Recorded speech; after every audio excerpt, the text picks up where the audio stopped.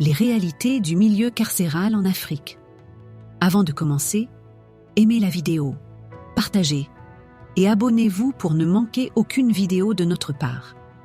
Le milieu carcéral en Afrique est une réalité décevante, pleine de défis et de souffrances.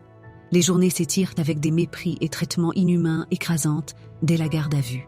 Les cellules, petites et froides, sévèrement limitées en espace, deviennent ton monde.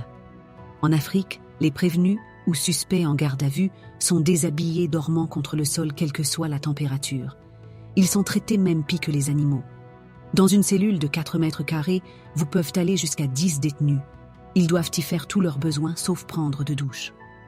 Faute d'entretien et de désinfection, la cellule est d'une puanteur étouffante en Afrique et le sol collant de sueur et saleté de belle lurette est le plus souvent source de contagion des détenus.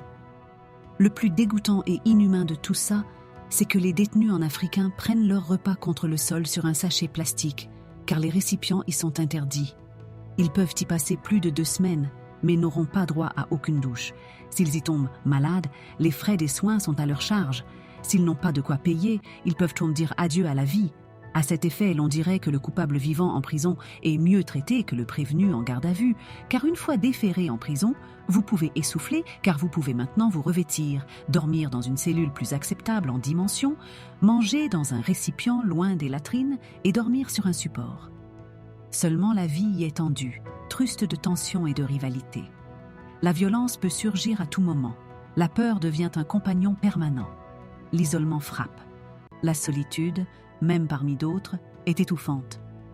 Les liens avec l'extérieur s'effritent lentement.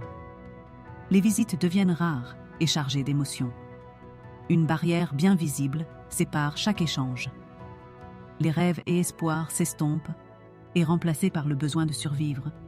Les détenus se battent pour trouver un sens ou une raison de continuer à s'accrocher à la vie dans cet environnement oppressant. Les programmes de réinsertion n'y existent pas. Or, l'intégration dans la société est un combat, difficile et semé d'embûches, même pour les citoyens jamais condamnés.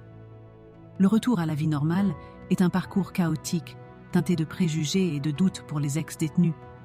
L'État devrait penser à une rééducation pour une réinsertion réussie des ex-détenus, car tant qu'ils ne seront pas insérés, ils ne craindront de retourner en prison s'ils gagnaient leur vie contrairement à la loi.